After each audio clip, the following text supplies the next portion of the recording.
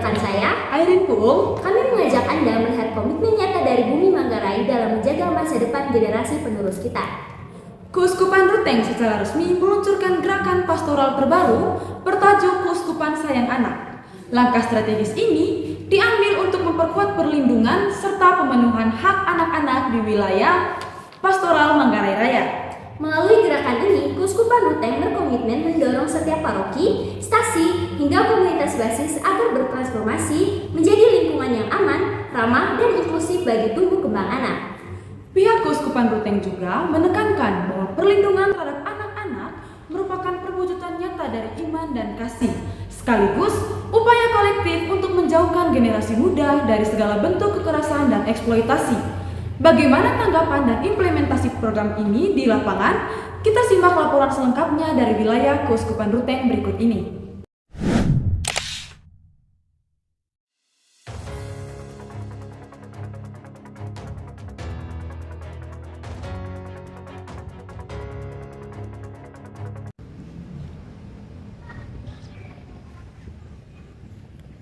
Halo Sobat Saperian, hari ini bersama dengan saya Ana, Maria, dan rekan saya Gabriel Nurdin.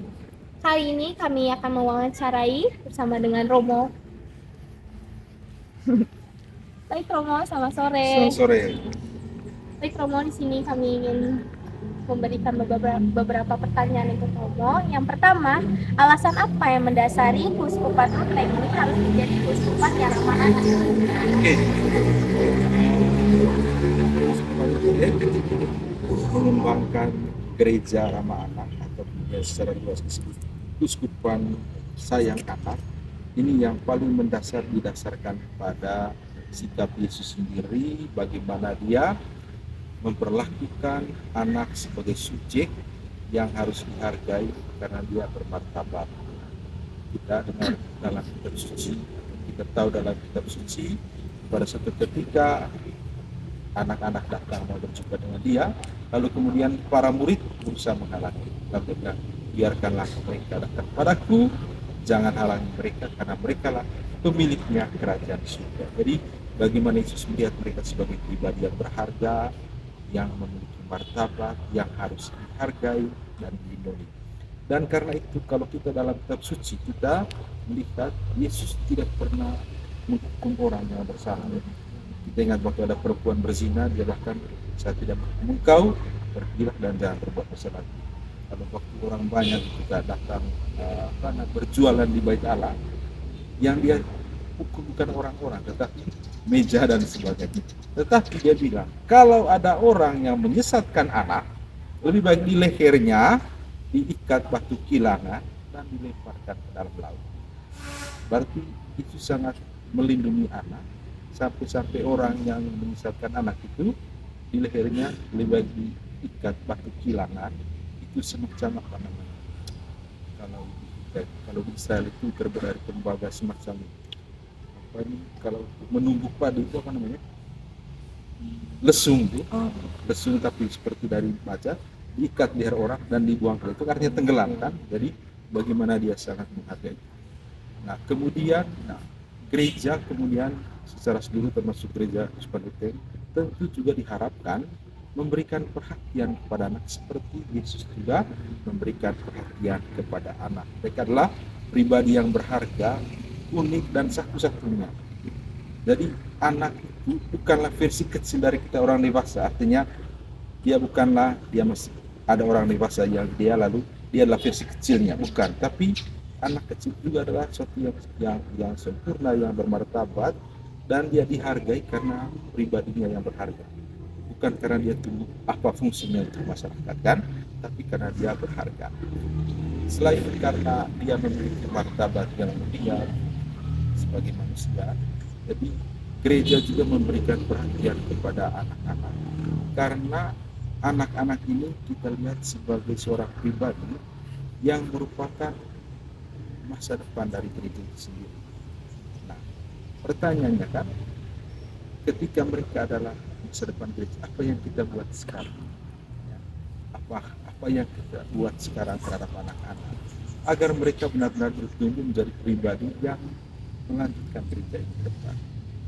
Dan di sisi lain juga anak-anak kita yang kita anggap sebagai generasi emas bermartabat saat ini tidak baik-baik saja ya di masyarakat kita, di keuskupan kita banyak kasus-kasus kekerasan terhadap anak, mulai dari rumahnya, kekerasan kata-kata, perlakuan kasar, bahkan yang memprihatinkan itu adalah kekerasan seksual. Banyak anak-anak kita itu mengalami situasi seperti itu. Nah, menyadari hal ini, gereja berpikir apa yang kita buat? Apakah cukup kita mengatakan tidak boleh atau kita mesti melakukan satu gerakan bersama semua orang supaya mulai memperhatikan, memenuhi hak dasar dan juga melindungi anak-anak dari kekerasan itu. Landasan kita panggilan, penting panggilan sebagai murid Tuhan, melindungi anak sebagai bermartabat. Yang kedua, panggilan untuk bertanggung jawab mempersiapkan masa depan gereja. Yang terakhir itu panggilan untuk melindungi anak dari bahaya-bahaya kekerasan yang terjadi saat ini. Jadi Sobat Saperian, demikian yang telah disampaikan oleh Romo sendiri, bahwa alasan yang mendasari Keuskupan Ruteng ini harus menjadi keuskupan yang ramah anak. Melihat dari tantangan di zaman sekarang, banyak sekali tantangan yang dihadapi oleh anak-anak muda zaman sekarang, dan bagaimana gereja hadir untuk menjadi keuskupan yang ramah anak di tengah tantangan yang sangat besar itu. Lalu Romo, pertanyaan yang kedua, seperti apa model keuskupan ramah anak yang dimaksud? Oke. Baik, tentu sebelum kita sampai ke model itu kita mesti mengetahui apa itu keuskupan sayang anak. Oh ya, kita mesti clearkan dulu istilah ya. Nah, ada istilah ramah anak, ada sayang anak. Keuskupan kita memilih istilah sayang karena lebih personal. Saya sayang engkau, jarang saya ramah dengan engkau kan. Jadi sayang lebih, bahasanya kan lebih dekat, jadi lebih ada tanggung jawab. Ketika kau sudah sayang dengan orang, ada panggilan untuk melindungi. Kalau cukup ramah saja, oke, selamat sore, jalan kan, selesai. Tapi sayang itu lebih ke kedekatan personal dan panggilan tanggung jawab, sehingga disebut keuskupan sayang anak. Nah, sebelum ke model-model apa yang dibuat, kita mengetahui apa itu sebenarnya keuskupan sayang anak. Keuskupan sayang anak adalah payung besarnya. Di bawahnya ada paroki sayang anak, lalu ada KBG sayang anak. Yang dimaksudkan dengan keuskupan, paroki, dan KBG itu persekutuan umat beriman, jadi persekutuan orang-orang yang mengupayakan pertumbuhan iman anak dalam cinta kasih Kristiani. Jadi pertama dulu bagaimana semua kita umat Keuskupan Ruteng, baik secara pribadi umat, paroki, KBG sama-sama mendukung untuk menumbuhkan iman anak dalam cinta Kristiani. Lalu kemudian memenuhi mereka punya hak dasar, melindungi mereka dari kekerasan, lalu mendukung mereka untuk berpartisipasi dalam gereja dan masyarakat, dan yang paling penting juga agar mereka punya martabat terlindungi. Dan ini di bawah penggembalaan imam sebagai penanggung jawab paroki dan Bapak Uskup di bawah naungan keuskupan. Itu definisi utama. Lalu tujuan yang kita ingin capai dengan gerakan ini adalah pertama, semua umat, juga gereja, KBG, paroki itu menciptakan lingkungan yang aman dan nyaman bagi anak, pertama.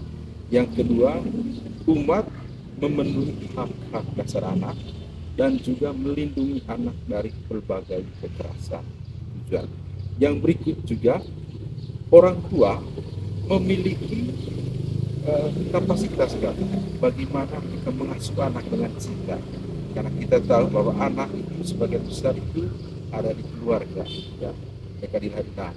Kita mau supaya agar anak-anak ini tadi bertumbuh dengan baik, maka orang tua juga memiliki kemampuan untuk mengasuh anak dengan baik tanpa kekerasan kan. Lalu kemudian tujuan lainnya itu agar masyarakat kita, mulai KBG, paroki, dan keuskupan, punya alur pelaporan. Maksudnya ketika terjadi kekerasan, mereka tahu lapornya ke siapa. Itu terkait dengan tujuan. Lalu yang paling terakhir juga minimal gereja sebagai tempat ibadat juga dia punya sarana-sarana di sana itu mendukung juga untuk anak. Misalnya ada taman bermain, ada ruangan yang luas, lalu ada juga akses untuk anak ke toilet, dan juga bagaimana gereja itu dari kawasan bebas asap rokok. Itu dia punya tujuan. Nah, sekarang model apa yang kita mau? Nah, model gereja paroki sayang anak ini kita ambil didasarkan pada ekologi anak. Nah, kalau dulu ngomong tentang pastoral anak itu berarti tugasnya sekami kan? Nah, artinya, tapi sekarang model kita ini berbasiskan ekologi anak. Jadi anak, apakah anak tinggal sendiri? Macam babang itu, jadi ada lapisannya tuh, ada lapisan di luar itunya. Ada anak, ada keluarganya, ada sekolahnya. Nah, kalau kita omong memenuhi hak dasar anak, melindungi anak dari kekerasan, bukan saja anak yang kita dampingi, tapi lingkungan di luar. Jangan sampai misalnya di sekolah minggu misalnya, tidak boleh maki anak. Begitu sampai di rumah, dia dengar semua kebun binatang keluar, jadi dia bingung. Nah, kita mau supaya dengan gerakan paroki sayang anak ini, elemen-elemen ini, anak, orang tua, lingkungan sekolah juga digerakkan supaya menciptakan lingkungan yang sadar terhadap anak. Untuk itu beberapa model indikator yang kita ambil. Artinya apa petunjuk yang mengindikasikan ini satu keuskupan provinsi sudah sayang anak, ya kan? Atau bagaimana caranya supaya tujuan itu tercapai tadi? Yang pertama itu harus ada tim yang mengurus ini.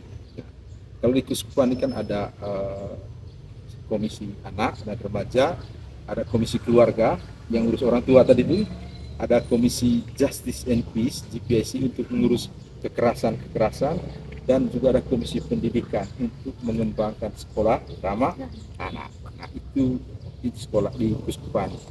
Kita mau juga tidak kayak terjadi di keuskupan, tapi juga orang yang mengurus ini ada juga di paroki. Maka di paroki ada seksi anak dan remaja, seksi sekami, ada juga seksi keluarganya, ada seksi GPIC-nya, ada juga seksi pendidikan. Itu model indikator pertama. Yang kedua, kalau sudah ada itu orang, pertanyaan, lalu mereka buat apa? Nah, sekarang struktur itu harus ada programnya. Maka program yang pertama dibuat oleh seksi sekami adalah pembinaan iman anak. Jika mereka bernyanyi, baca kitab suci, life skill, ada event sehingga kalau teman-teman lihat anak sekami ada tanggung jawab, itu semua bagian dari pembinaan iman. Lalu yang kedua, seksi GPIC, Justice, Peace, and Integrity of Creation. Jadi, tugas mereka adalah mensosialisasikan ini perlindungan terhadap anak, ini jenis-jenis kekerasan terhadap anak. Teman-teman pasti tahu jenis-jenis kekerasan, ya. Kekerasan verbal, kekerasan fisik, penelantaran, kekerasan di media, kekerasan seksual, dan sebagainya. Itu tugas mereka untuk mengkampanyekan, istilahnya mendiseminasikan supaya semua orang tahu, oh ini ternyata ketika saya olok samping anak selama ini, itu bagian dari kekerasan. Nah, lalu kemudian yang paling penting juga bagaimana hal ini tidak saja untuk orang tua tapi juga untuk anak-anak, karena banyak kekerasan dilakukan oleh teman-teman sebaya kan. Hal paling penting misalnya kekerasan bullying yang terjadi di sekolah atau di tempat-tempat permainan, atau juga misalnya kekerasan verbal itu namanya catcalling, ya. Anak-anak perempuan banyak tidak tahu ketika laki-laki sweet dia itu kekerasan. Oh, saya bangga sekali saya disweetin oleh ternyata itu adalah satu kekerasan, ya. Jadi istilahnya itu catcalling. Nah, lalu yang kedua dari tugas dari komisi seksi GPIC juga, setelah mereka mensosialisasikan, mereka juga mendampingi korban kekerasan. Ketika ada kekerasan, ada umat yang lapor, mereka mendampingi korban kekerasan. Lalu kemudian mereka juga mengembangkan sistem pelaporan kalau ada kekerasan kepada siapa mereka. Sedangkan Komisi Pendidikan atau di Provinsi Pendidikan, dia mengembangkan pendidikan atau sekolah ramah anak. Kita tahu bahwa sekolah itu merupakan tempat sebagian besar anak kan. Nah, kita mau agar di sekolah itu tercipta situasi di mana anak-anak saling bertumbuh bersama tanpa kekerasan, tanpa bullying, tanpa dan sebagainya. Nah, itu yang kita mau. Lalu, tapi di sisi lain bukan sejak anak, tapi guru-guru juga didampingi agar mereka dapat mendidik anak tanpa kekerasan. Itu tugas utama dari Komisi Pendidikan, Kuskupan atau Seksi Pendidikan di paroki ketika diturunkan itu menjadi paroki sayang anak. Nah, yang terakhir itu, yang juga tak kalah penting adalah seksi keluarga. Jadi dia harus melatih orang tua agar mampu mengasuh anak dengan cinta. Apa yang dibuat? Yang dibuat adalah pertama itu adalah fasilitator persiapan perkawinan Katolik, sehingga setiap ada orang yang mau menikah kan ada istilahnya kursus persiapan Katolik, mereka dilatih. Lalu kalau ada orang tua yang mau permandian anak, dilatih lagi bagaimana mengasuh anak, hak anak. Kalau ada anak yang orang tua yang anaknya mau komuni pertama, dilatih lagi bagaimana mengasuh anak usia 10 tahun, karena karakternya beda dengan yang kecil tuh. Nah, kita juga rencana ketika nanti ada anak yang mau menerima sakramen Krisma, orang tuanya juga didampingi bagaimana cara mendampingi anak remajanya, sehingga itu yang kita dilakukan di sisi keluarga. Selain itu, sisi keluarga juga selain memberikan pendampingan bagi orang tua dan juga mengembangkan biro konsultasi supaya orang tua yang menghadapi kesulitan. Jadi itu yang kedua. Pertama tadi ada timnya, yang kedua ada programnya, yang ketiga agar anak-anak ini bisa bertumbuh dengan baik. Semua paroki wajib memiliki kelompok sekami. Ya. Kalau tidak ada kelompok sekami, bagaimana anak-anak mengenal hak dan sebagainya? Sehingga saya kalau pergi kunjungan paroki itu saya cek pertama tepuk hak anak. Kalau mereka sudah tahu berarti sekaminya atau tepuk sekami dan sebagainya. Itu terkait dengan beberapa indikator lain. Indikator berikutnya juga supaya pelayan gereja atau semua umat yang melayani anak kami, yang pastor atau kabis kami bisa mendampingi anak tanpa kemudian merusakkan mereka. Karena itu kita ada kembangkan itu namanya kebijakan safeguarding, protokol perlindungan. Nanti protokol perlindungan itu isinya itu semacam pedoman ketika engkau dengan anak. Contohnya ketika pengakuan dengan anak kami tidak boleh di tempat tertutup, atau ketika rekreasi anak-anak sekami itu tidak boleh di open cup terbuka tanpa apa. Ketika sudah tidak boleh satu anak saja, harus ada 2 lebih. Itu menghindari hal-hal yang tidak perlu. Itu beberapa indikator selain sarana prasarana. Itu model yang kita kembangkan. Oke, baik Romo. Lalu ada pertanyaan selanjutnya, yaitu bagaimana upaya yang dilakukan oleh pihak Keuskupan Ruteng untuk mewujudkan yang namanya Keuskupan Ramah Anak ini? Oke, seperti yang tadi itu, setelah kita sudah dapat indikator, lalu apa yang kita buat supaya paroki-paroki dapat menjalankan indikator-indikator itu? Yang pertama, kita sosialisasi tentang apa itu paroki, apa itu Keuskupan sayang anak, apa itu paroki sayang anak, apa kegiatan-kegiatan yang kita lakukan. Itu yang kedua, agar semua umat mengetahui apa itu hak dan perlindungan anak, kita baru-baru membuat katekesi ya sehingga semua KBG di seluruh Keuskupan sekitar 3.000-4.000 sudah dalam tempo yang bersamaan mengetahui itu apa hak anak dan apa perlindungan anak.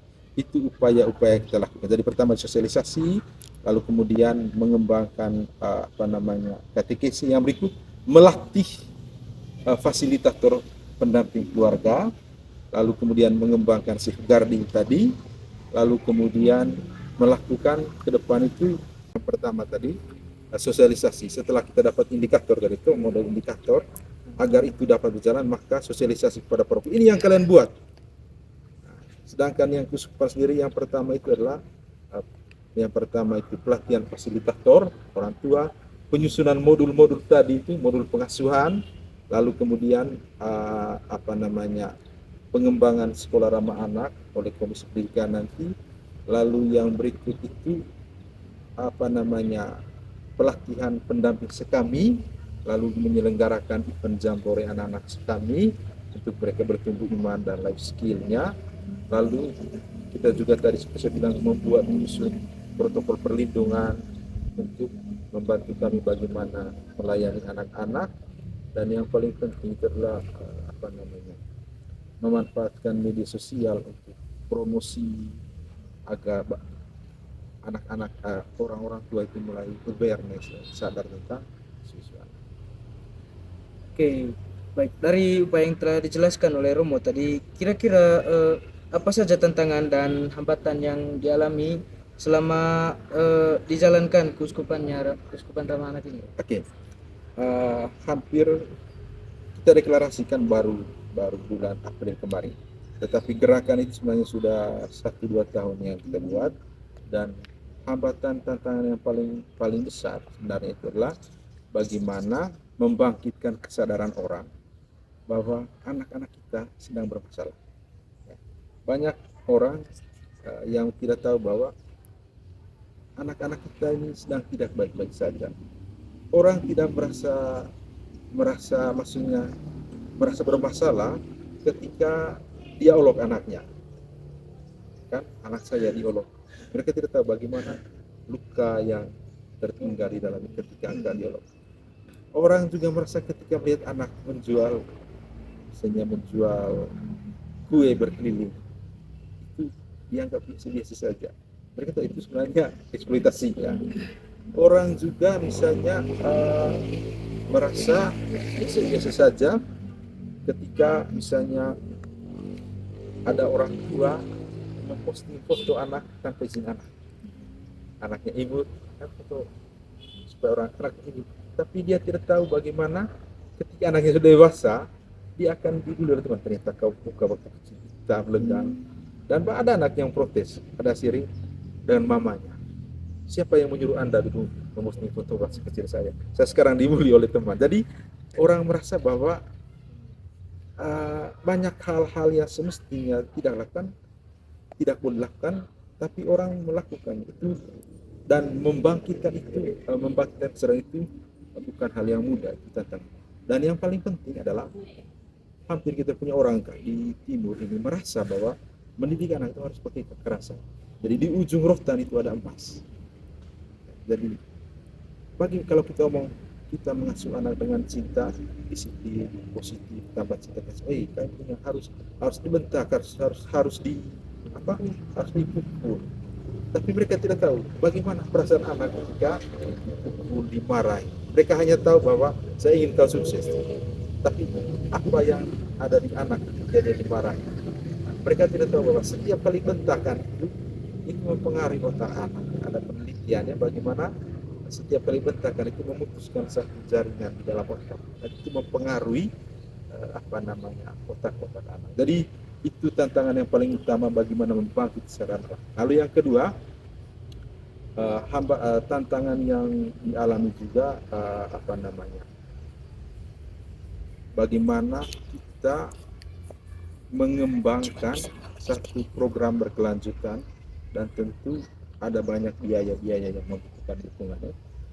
Misalnya pengadaan sarana prasarana di paroki, yang misalnya tempat bermain, taman anak, taman baca, itu tentu membutuhkan biaya besar. Tetapi kalau paroki misalnya melihat itu sebagai satu investasi, itu menjadi hal yang benar.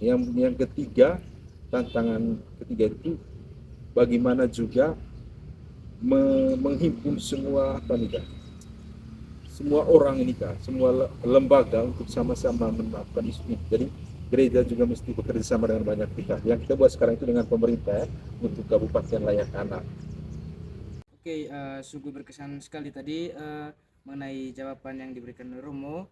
Dan di sini kami itu Romo meminta harapan dari Romo berkaitan dengan apa yang telah kami bahas.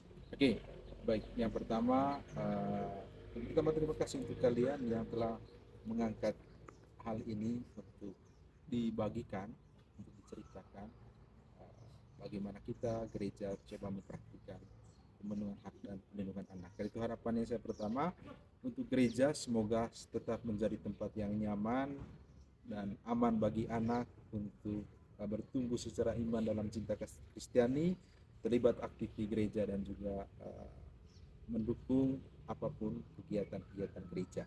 Lalu harapan bagi tokoh-tokoh agama, para imam, DPP, pengurus KBG dan sebagainya untuk bagaimana bekerja sama mendukung, mengupayakan berbagai hal yang dapat menciptakan lingkungan yang aman dan nyaman bagi anak.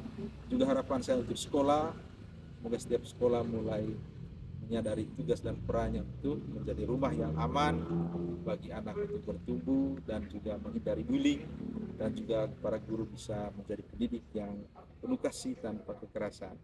Dan tentu harapan terakhir bagi teman-teman, bagi anak-anak, yang pertama hendaklah kamu menjadi pelopor untuk perlindungan anak ya.